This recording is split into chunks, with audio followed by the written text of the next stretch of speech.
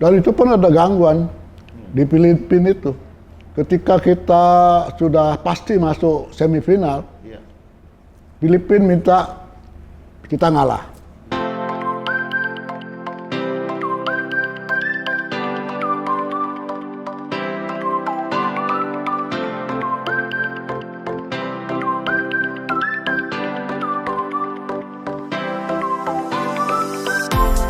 Assalamualaikum warahmatullahi wabarakatuh. Apa kabar Jakmania? Kita ketemu lagi. Kali ini kembali lagi kita ngobrol-ngobrol di Persija Store di Plaza Festival Kuningan. Kali ini yang saya ajak ngomong bukan orang sembarangan. Anak-anak The Jack pasti tahu dia. Sepak bola Indonesia tidak ada yang tidak kenal dia. Siapa beliau? Beliau adalah Pak IGK Manila. Apa kabar Pak? The Jack. Wah, The Jack. Masih ingat salamnya. Ini Pak IGK Manila. Pak, sekarang umur berapa sih Pak? Baru 78. Baru 78, gua yang baru berapa ya? Gua baru 30 aja udah kayak gini. Bapak masih segar aja. Gitu. Lihat kondisinya bikin gua ngiri. Apa kabar Pak? Baik. Alhamdulillah baik.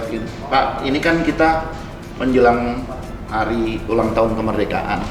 Saya pengen ngobrol-ngobrol sama Pak Manila soal SEA Games tahun 91 di mana Pak Manila waktu itu jadi manajer. Menarik karena setelah itu kita nggak pernah lagi berprestasi di dalam arti meraih juara bergengsi di sepak bola di turnamen manapun. Nah, awal muasalnya kenapa Engkong ditunjuk jadi manajer tuh gimana sih Kang? Kan latar belakangnya militer gitu, kok tiba-tiba bisa ditunjuk gitu? Iya, saya ditunjuk itu mungkin karena prajurit ya. Kalau diperintah ya pasti siap gitu aja.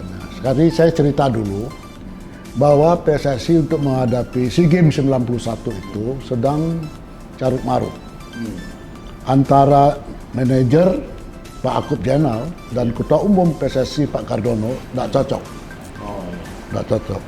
Waktu itu sangkat saya masih kolonel Wadan Puspom, tapi saya dipersiapkan sedang sekolah di Bandung untuk menjadi anggota DPR untuk praksi ABRI.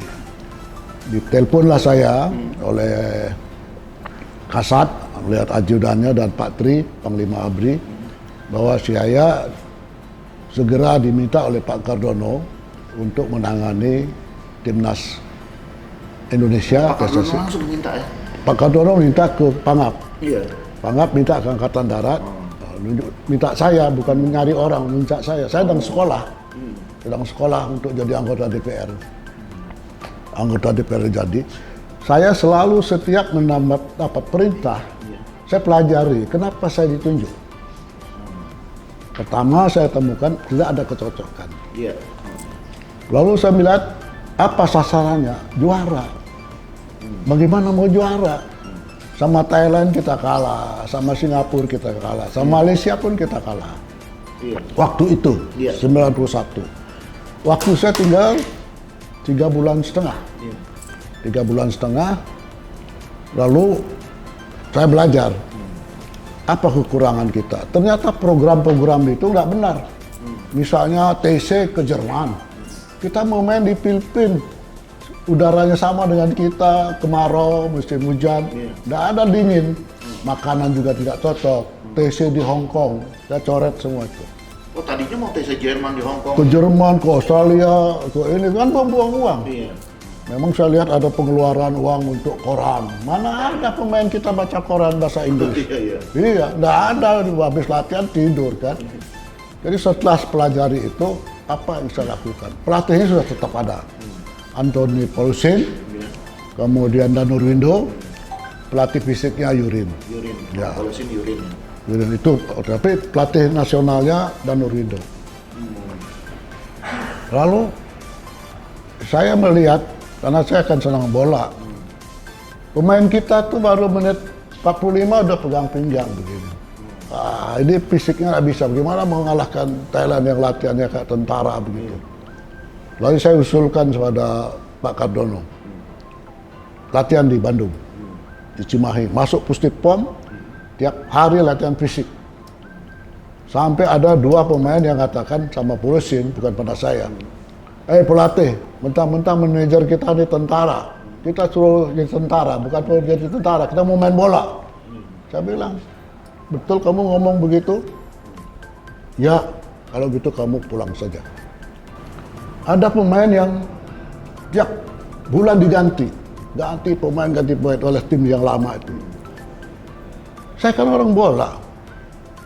Krama Yuda waktu itu di Indonesia kenal dua sistem pertandingan, ada Liga Indonesia dan ada Persikatan.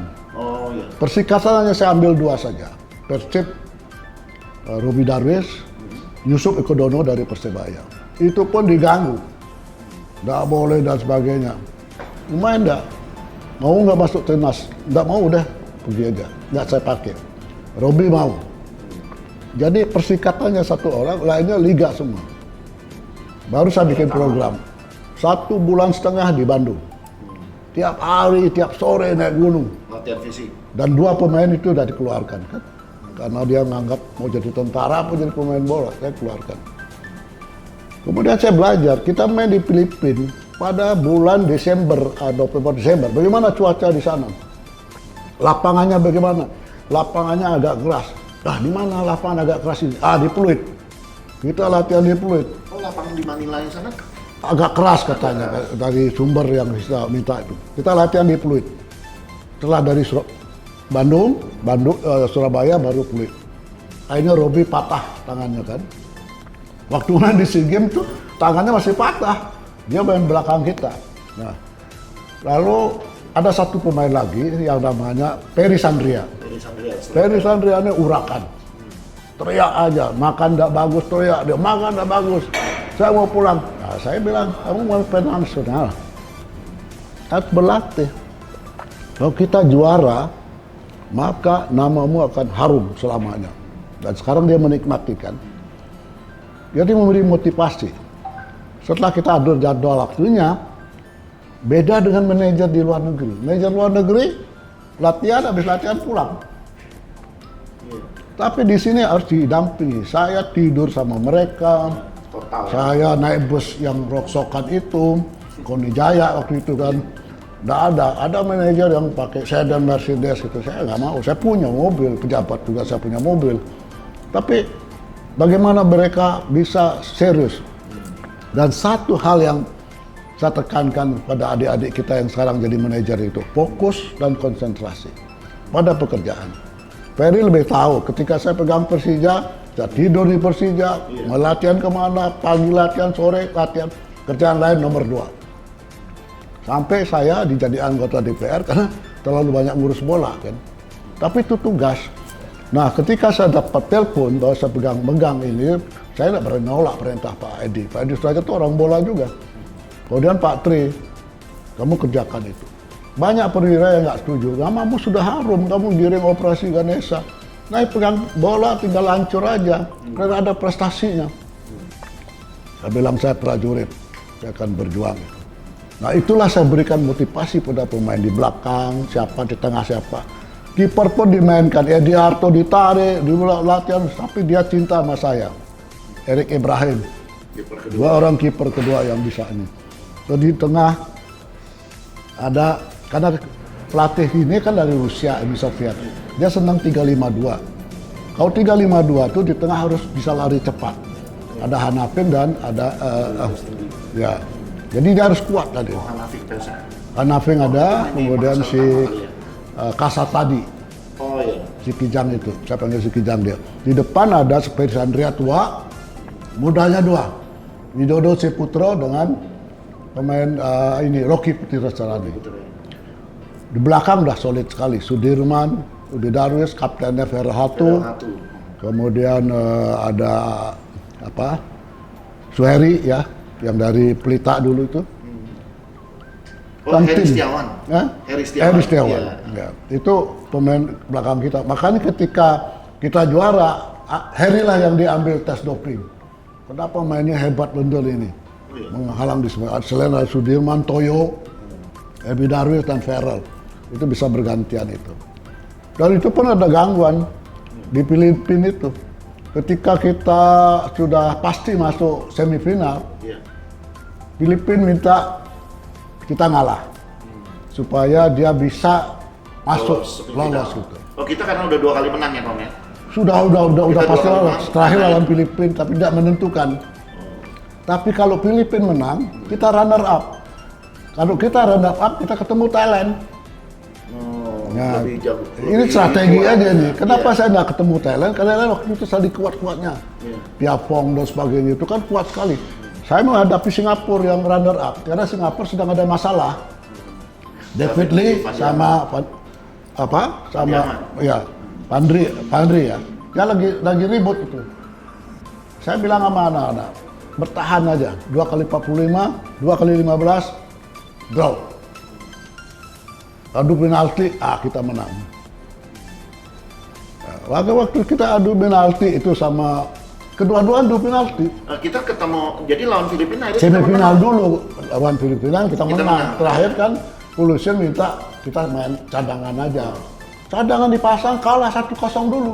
babak pertama. Ya angkat dia di tempat baju dulu. Kamu saya pulangkan ini.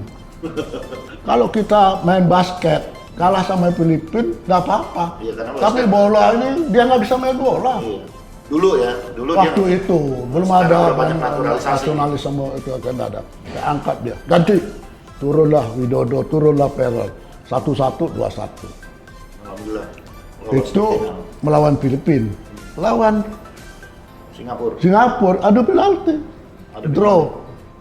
2 kali 45, 2 kali 15, 0-0 ya? 0-0 menang. Karena mereka ribut, kita lihat siapa yang nendang, siapa ini. Makanya kan nggak fokus dia. Waktu Thailand, wah dia fokus sekali. Final. Nanti baca tuh 12 menit yang menentukan itu.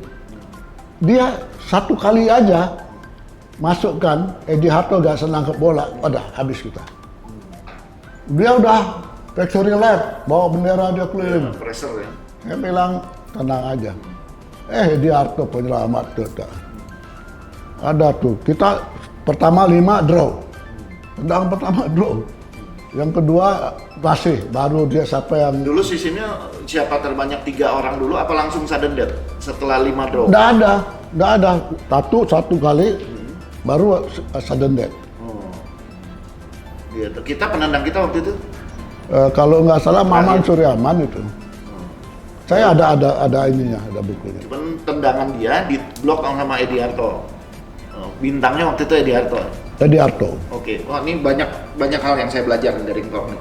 Pertama dari kedekatan dengan pemain sampai keluarga pemain pun diajak bicara, terus kemudian setiap pemain yang ada masalah diajak bicara dulu apakah mereka masih mau bertahan, tapi dipersilakan kalau nggak mau bertahan. Terus kemudian juga bagaimana Engkau mempersiapkan tanding kalau lawan bahwa kita akan bertanding di lapangan yang keras, latihannya harus di sana.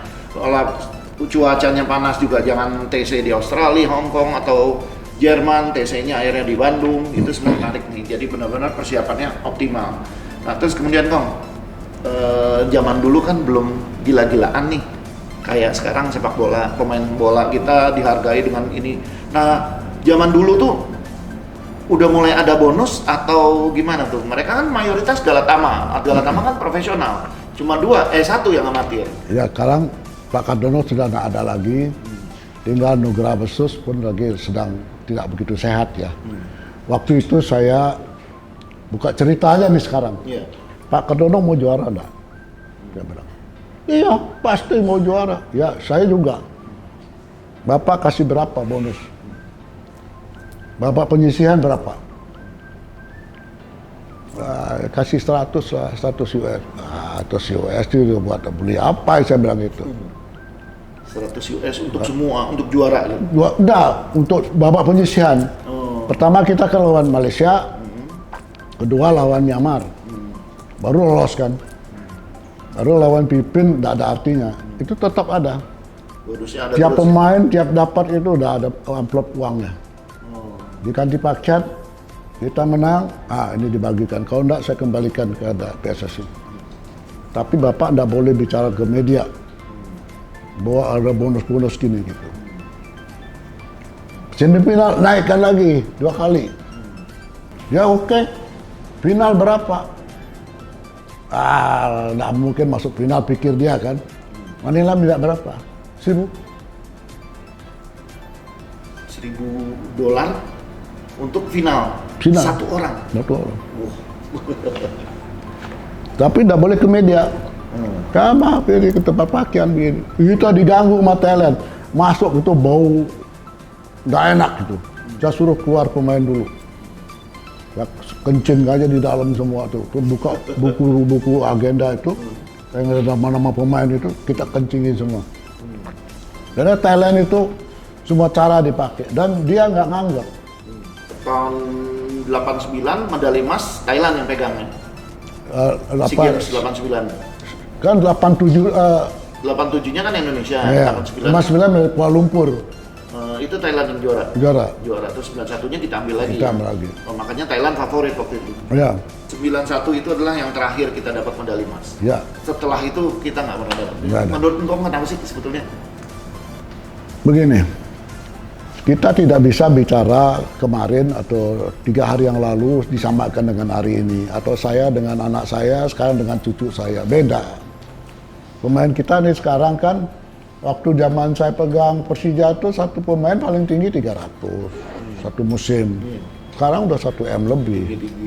Ya, bahasa Indonesia kasarnya mata duitan lah sudah gitu ya. Uangnya nggak lancar, nggak dapat gitu. Tetapi bagaimana seorang manajer, pemilik klub memberi motivasi?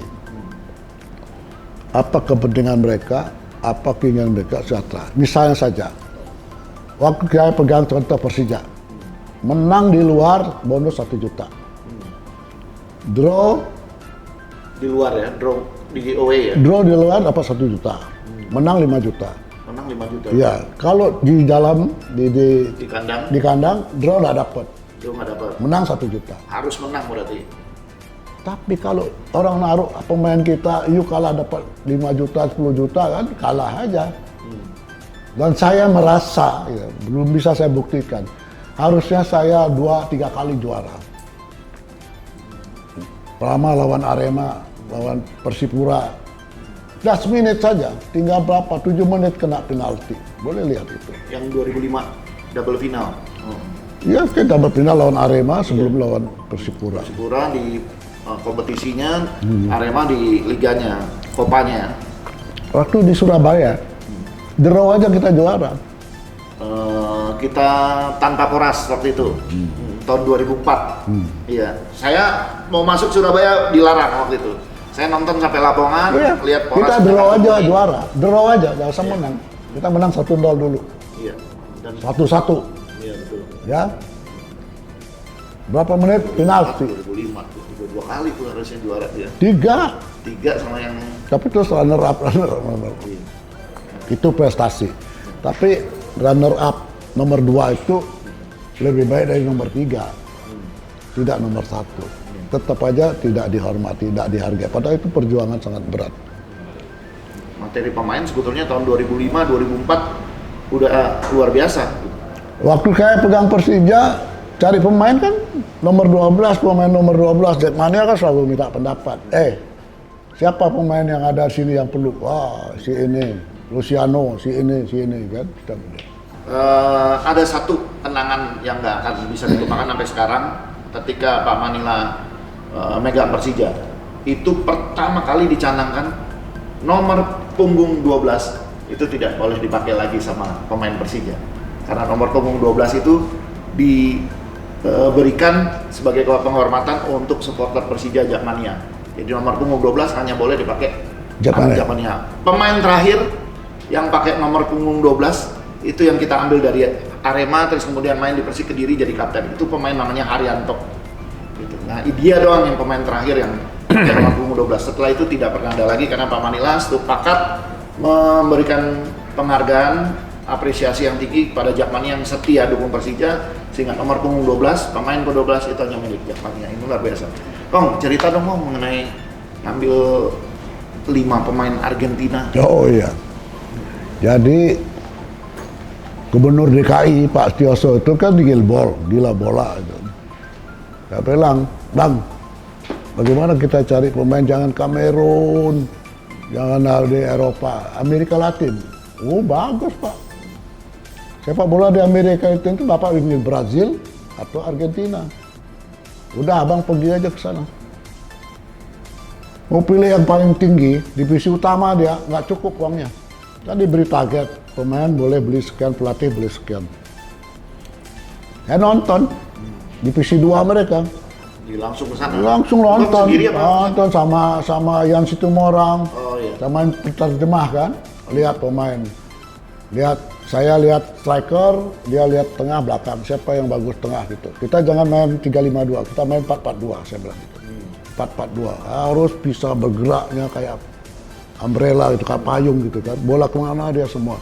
Kalau 3-5-2 kan cuma begini aja, ya, nggak pakai otak lah, menurut saya gitu. 4-4-2, saya bilang. Ketemu Poras, Ortiz, habis semua 5-5 itu, Poras nggak mau. Poras nggak mau. Apa itu Indonesia? Ya, apa? Saya mau kawin ini. Ya oke. Tapi gini aja, kamu datang dulu ke Indonesia, lihat main, saya manajer, kamu cocok, bilang kalau nggak apa-apa, rugi tiket aja. Kamu jalan-jalan. Mau dia. Akhirnya pertama kali pemain Argentina dan pelatih Sambon itu, kita juara Piala Mas Bang Yos. Iya. Itu pelatih dulu apa pemain dulu? Pemain dulu. Pemain dulu. Nah pelatihnya dapatnya itu Mereka- memang disuruh nyari pelatih juga apa? Cari pelatih. Oh, iya. Pak, ini 5 orang ini, bahasa dia kan bahasa Spanyol. Argentina Spanyol ya. Spanyol, kalau Brazil, Brazil, Portugis, Portugis. gitu. Barbatama dulu kan Portugis, saya juga pernah nangani dia gitu. Jadi cari pelatih, waktu itu cari pelatih yang mereka kenal, rekomendasinya siapa. Dapatlah Kambuan bekas pemain, striker dulu. Tapi di sini dia kan bawa istri, bawa anak, Iya, anaknya minta banyak. ke Bali, Rasuna nggak senang bisa di ambasador, udah Pak Tiosko bilang pulangin aja gitu kan. Nah, putaran kedua diganti jadinya. Iya, betul betul. Oke 2004 tuh. Nah, Kong, waktu ngambil Poras tuh kepikir nggak sih kalau Poras ini bakal orang yang bakal bikin sesuatu yang baru? Karena apa? Banyak pemain Persija waktu itu bilang ini orang nggak tahu Medan nih. Di Medan mainnya ngotot gitu, padahal batu berterbangan gitu. Sempet nggak sih kepikir bahwa dia akan jadi pemain bintang Iya, di karena saya nonton dia 2 kali. Dia latihan saja, beda dengan yang lain. Striker, wah gimana aja. Dan tidak hanya berdiri kayak pemain zaman dulu, saya berdiri nunggu bola datang. Dia ngejar bola. Dia ngejar bola. Habis itu dia istirahat minum, saya datangin dia. Dia tanya, kamu siapa? Saya mau cari pemain untuk Indonesia. Indonesia tuh di mana itu? Begitu saya bilang dekat Bali itu, dia tahu tuh dekat Bali itu. Lebih dikenal Bali daripada Indonesia sama Poras kan. Tapi memang ya namanya kita kan orang bola. Bagaimana dia latihan, belum bertanding nih. Latihan aja begitu semangat, apalagi bertanding. Dan kita bisa buktikan. Dia main di Medan, main di sini kan, main di Bandung. Ngototnya. Dia dilempar di teriakan atau nggak peduli dia, nggak peduli. Saya akuin itu. Iya, itu dia. Ortiz masih lumayan ya, Ortiz masih lumayan, tapi dia pemain tengah dia. Dari 5 yang kepake terus di Liga Indonesia tuh Poras, Gustavo Hernan Ortiz, Gustavo Cena, sama Maximiano Iya. Gomez. Kalau yang Chavez itu terus ngilang. Dia main di Spanyol. Oh main di Spanyol Ya, malah? main di Spanyol. Waduh gede gitu emang pantas. Spanyol main belakang dia. Oh, main belakang. Main belakang dia. Setelah itu kita pemain Argentina kurang dibandingin yang 5 ini. Enggak, mereka kan kita, agen-agen kita dia banyakkan ke Afrika. Afrika tuh ya bisa bermain lah gitu, harga berapa gitu. Kan kalau di Argentina nggak bisa. Ada aturannya dia gitu. Kong, kembali lagi ke tim nasional, Kong. Ketika tahun 91 juara, faktor yang paling menentukan tuh apakah karena TC di Cimahi itu dididik ala militer? Sebetulnya tujuannya apa sih didik ala militer gitu? Saya kan melihat, tadi saya ceritakan tengah main aja pemain kita udah pegang pinggang gitu kan, berarti itu oksigen udah kurang. Selain ya. fisik, ada lagi nggak Om yang didapat dari sana? Kerja sama tim. Kerja sama tim. Jadi caranya bagaimana kerja sama tim? Waktu latihan tidak boleh pergi sembarangan. Kalau dia, saya nomor 34, warnanya apa? Sehingga lihat baju, lihat nomor aja, ini teman saya gitu. Dan kebersamaan. Saya bilang 11 pemain ini tidak bisa. Striker kamu tidak bisa ngegol kan kalau dari belakang nggak ada bola. Bola tuh dari belakang ke tengah dikasihkan kamu syuting. Demikian juga di belakang. Kalau kamu bermain di depan, di tengah tidak main, belakang kebobolan gitu. Nah ini 4-4-2 belum main, kita main 3-5-2. 5 di belakang kan? Ya. 3-5-2, 5 di tengah. Kalau yang 4-4-2 musuh kita, habis kita. Ada satu pemain yang nggak dipegang orang, kalau nggak ada yang turun. Kasar tadi atau Hanapin, dia nggak turun, habis kita. Jadi pertama itu fisik harus diingatkan ya. Saya cari ahli olahraga dari Universitas Negeri Jakarta, UNJ. Coba cari mereka pada bulan Desember nanti top performanya, peak performanya ada di sana. Baik mental jadi juara. Berapa asam laktatnya, berapa oksigennya dan sebagainya, itu bisa bertahan. Kemudian latihan di Cimahi itu saya pakai pendidikan jasmani angkatan darat. Berapa pagi naik gunung berapa kali, sampai 17 kali turun naik lagi, dan itu di pagar betis. Mereka kan shortcut bisa lewat. Oh, dijagain semua. Jaga, dan pakai kartu. Pos 1 baik, silahkan kartu. Oh, kayak kartu kontrol gitu. Kalau enggak, dengan kartu dia nggak nyampe. Iya. Nah itu makanya mereka 2 orang itu nggak tahan, nggak berhenti. Tapi mereka pemain bola bagus, tapi mental tidak ada kesiapan itu. Jadi satu itu fisik, kedua kerjasama. Kemudian saya memberi motivasi terus sama mereka. Kita mengangkat nama negara. Asia Tenggara kita harus juara. Kita ribut di organisasi, kita di lapangan 11 orang ini harus kompak. Berarti selama di Cimahi berdekatan dengan militer, itu rasa nasionalismenya juga dibangkitin, Bang. Jadi kita selalu berlatih itu seperti saya berlatih di Jepang dulu kan. Hormat bendera, hormat pelatih, menghormat sama teman, baru latihan. Sesuai latihan, menghormat pelatih, menghormat teman. Tidur pun kita atur. Siapa pemain belakang tidur sama-sama, pemain tengah sama-sama, striker sama-sama. Dan masalah psikologi. Ada masalah apa, kamu jangan ragu, beritahu saya. Ditipu saya. Ada pemain, tidak saya sebut orang namanya ya, Pak, adik saya meninggal. Saya mau pulang, saya kasih uang dia pulang gitu. Nah, saya kan CPM. Komandan sana kan anak buah saya, tolong kirim bunga. Tuh alamat ini, namanya meninggal ini. Malam-malam saya ditelepon, Pak, yang meninggal itu udah 2 tahun yang lalu. Dia pulang ke Jakarta, saya cari ke rumahnya, ada lagi tidur saya sama satpam, ketok-ketok. Kamu mulai besok nggak usah balik lagi ke timnas. Oh, keluar juga tuh pemainnya? Keluar, ya, bohong itu kan. Saya kebetulan dia nomor 3 lah, cadangan nomor 3. Jadi penegakan disiplin itu harus ada.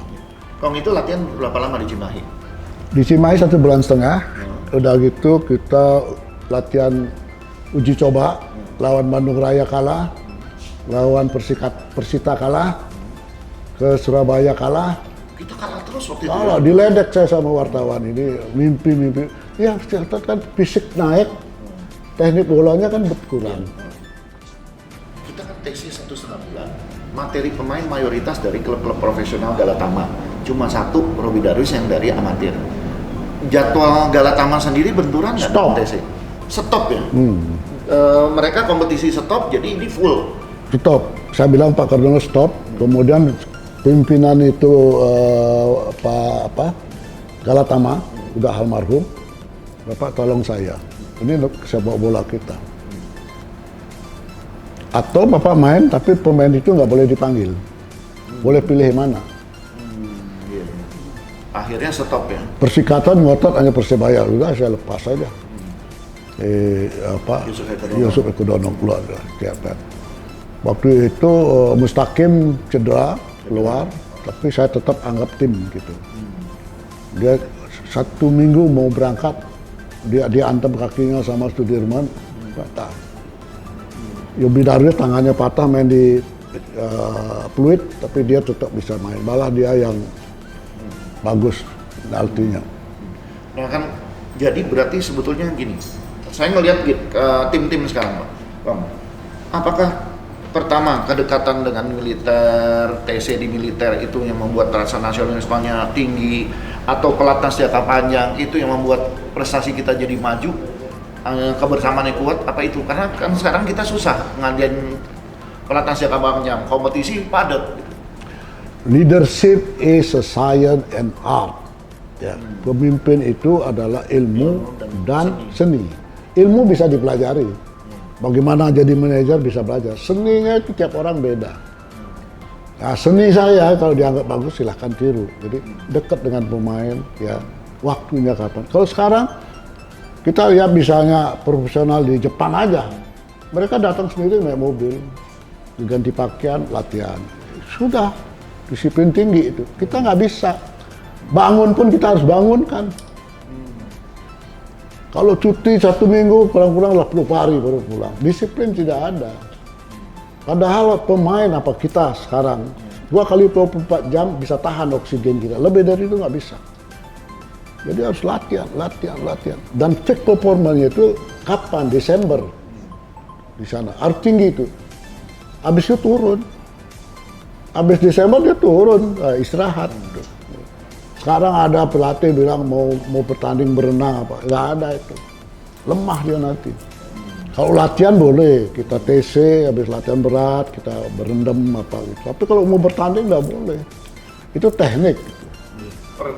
Perjalanan timnas SEA Games 91 mirip dengan perjalanan Persija tahun 2005. Saya ingat waktu itu engkau bawa Persija TC berat di Anyar kalau nggak salah.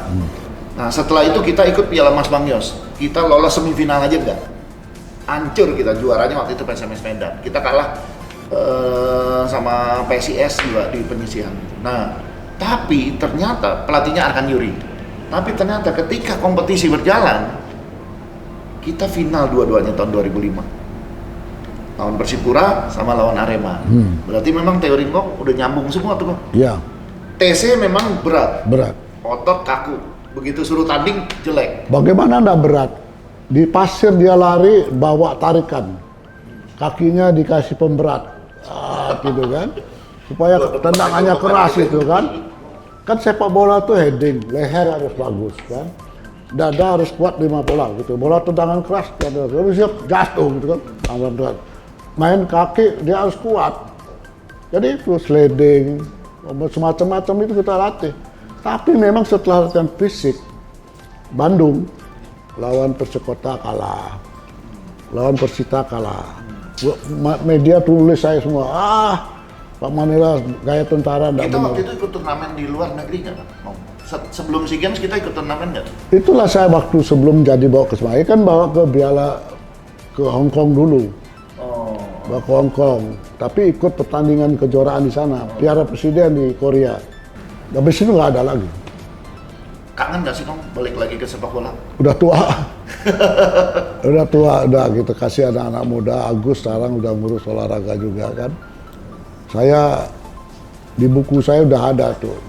Tapi ya saya bilang itu, ilmu itu bisa dipelajari, tapi seni itu masing-masing, nggak bisa dibedakan. Science and art. Alhamdulillah Kong, mudah-mudahan banyak manfaatnya obrolan ini karena kita mau jadi tuan rumah Piala Dunia U20.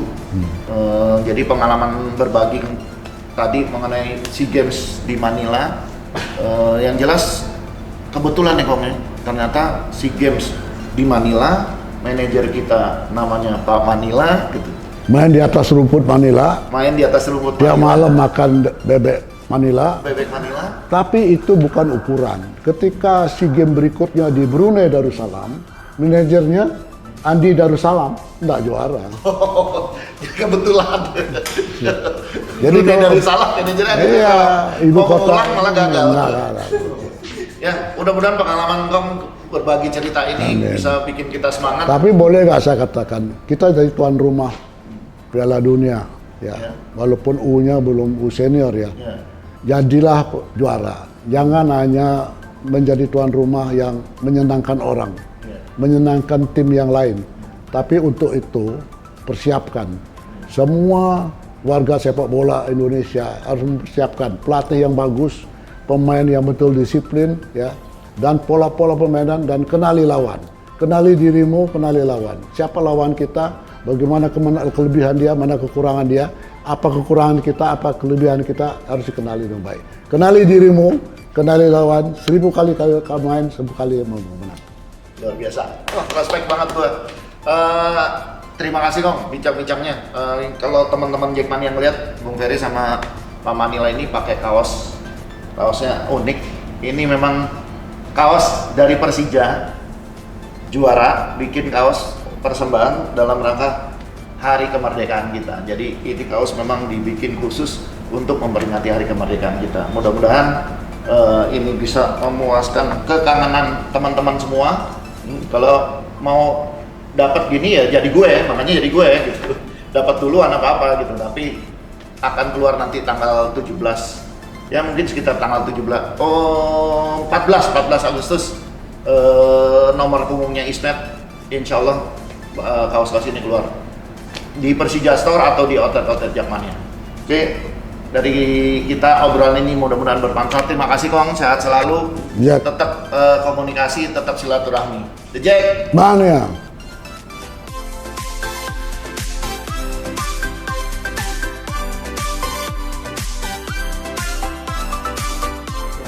Dari Persija, kami mengucapkan Dirgahayu Republik Indonesia yang ke-75. Kita harus bersama bangkit melawan Corona. Merdeka!